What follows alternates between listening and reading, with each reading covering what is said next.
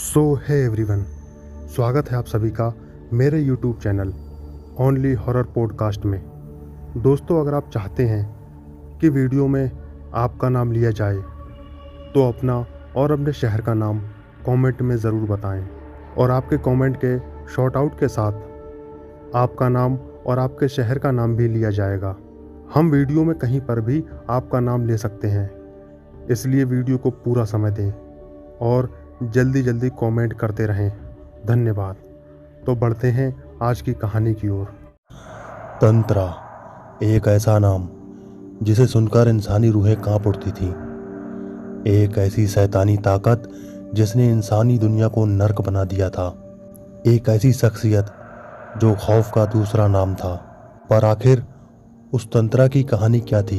एक ऐसे छोटे शहर का लड़का जिसका सामना तंत्रा से हो जाता है, पर आखिर तंत्रा ने उस लड़के को बस में कैसे कर लिया? आज हम सुनने वाले हैं तंत्रा की कहानी। ये कहानी है 2003 की। तब मुझे टीवी देखना, लाइब्रेरी जाना, दोस्तों से मिलना जुलना, यही सारी चीज़ें मेरा रोज का काम था।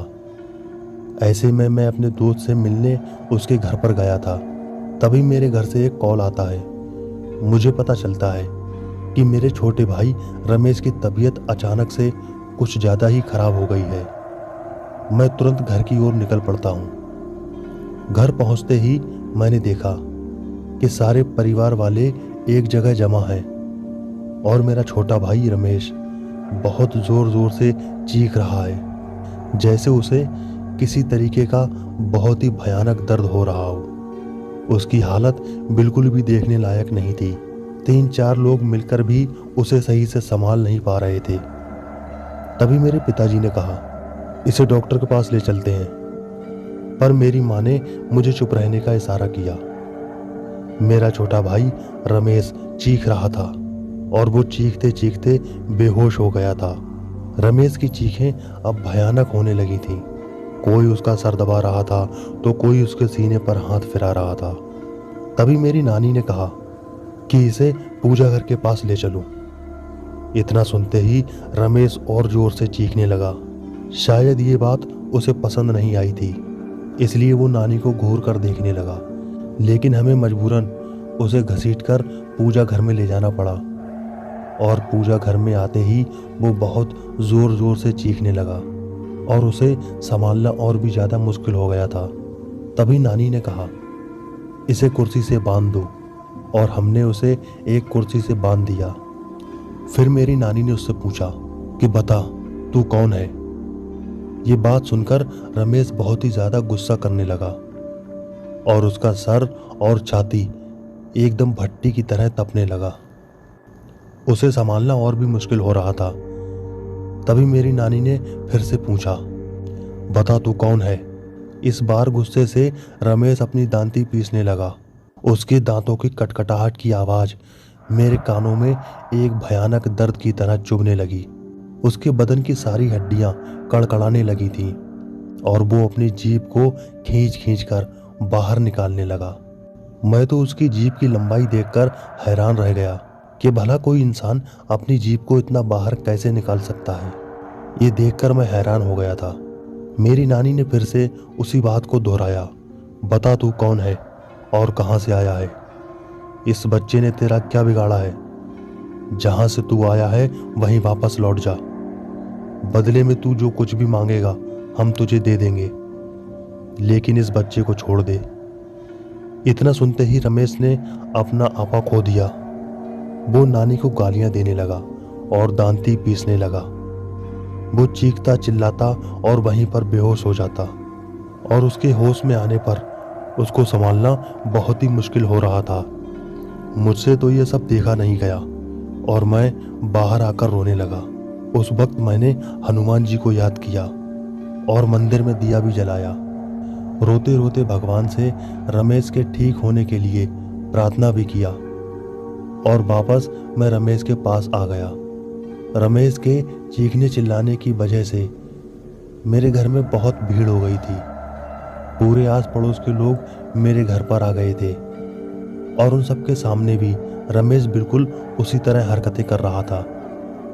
फिर उसके शांत होने पर मैंने रमेश को पानी पिलाया, लेकिन पानी पीने के बाद वो और भी भयानक रूप में आ गया। उसका चेहरा एकदम से काला हो गया था और आंखें बिल्कुल लाल अंगारों की तरह हो गई थीं। मैं जान गया था कि ये मेरा भाई रमेश नहीं है।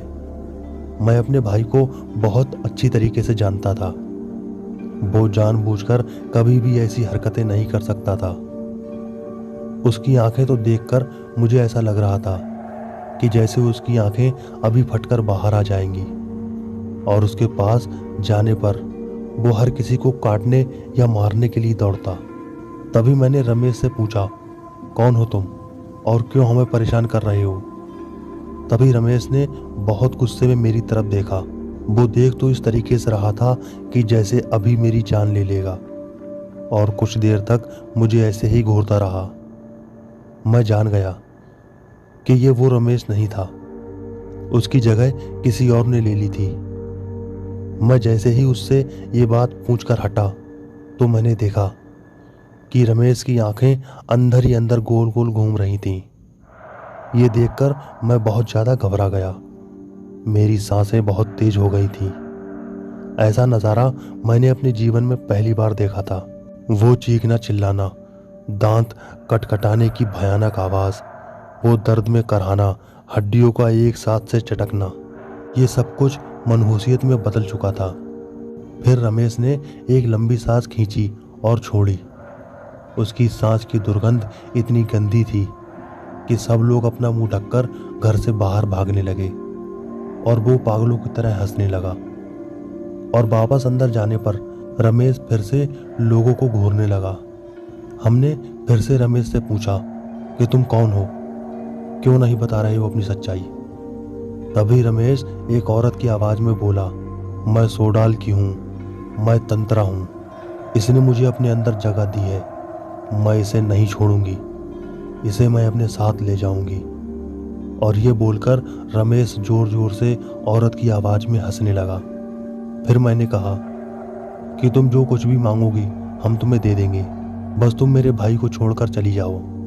वो दुष्ट आत्मा अपने पूरे रूप में आ गई थी और वो बोली, मुझे एक मटकी और एक नारियल, एक चुनरी और श्रृंगार का पूरा सामान ला कर दो, तब मैं इस लड़के को छोड़कर चली जाऊंगी। और हाँ, लेट मत करना, जल्दी लेकर आओ, वरना इस लड़के को मैं कच्चा चबा जाऊंगी। और ये बोलकर वो भयानक हंसी हंसने लगी। हम लोग डर के मारे घबरा गए थे, हमारे चेहरे पूरे पीले पड़ गए थे। मेरी माँ और हम दोनों बहुत ही जल्दी बाजार गए। मेरी माँ रास्ते में रोने लगी।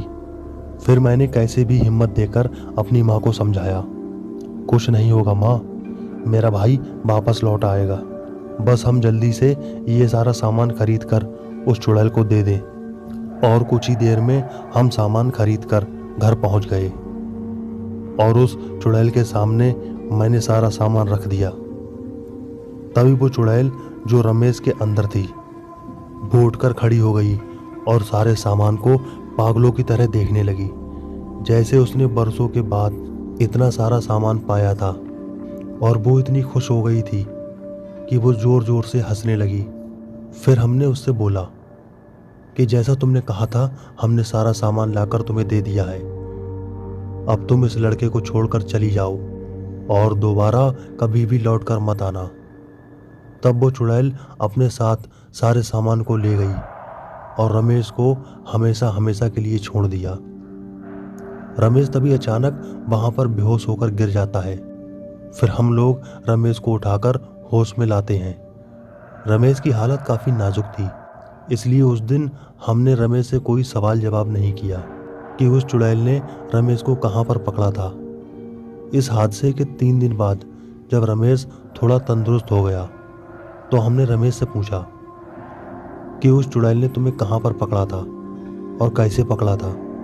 तब रमेश हमें बताने लगा, अगले टूर पर जब वो अपने दोस्तों के साथ उस गांव में गया था, तभी वो एक जंगल के रास्ते से गुजर रहा था जहां पर एक चौराहा था जो कि 3 डायरेक्शन में उसकी अलग अलग सड़कें जा रही थीं।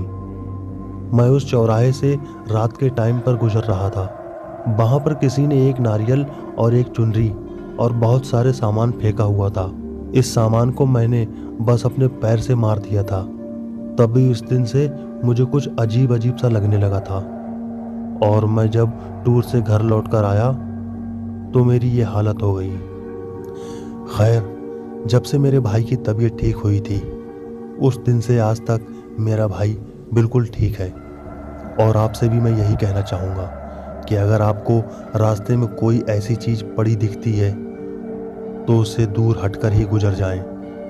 ना उसे छेड़ें और ना ही कभी छेड़ने की कोशिश करें, ताकि आप सुरक्षित रहें। क्योंकि ये सारी तंत्र मंत्र की चीज़ें होती हैं, काले जादू की चीज़ें। अगर आप उसको छुएंगे तो आपकी ज़िंदगी बर्बाद हो जाएगी। और अगर आपको ये कहानी पसंद आई हो तो इसको लाइक ज़रूर करें और चैनल को सब्सक्राइब करें। तो मिलते हैं आपसे अगली वीडियो में। तब तक के लिए धन्यवाद।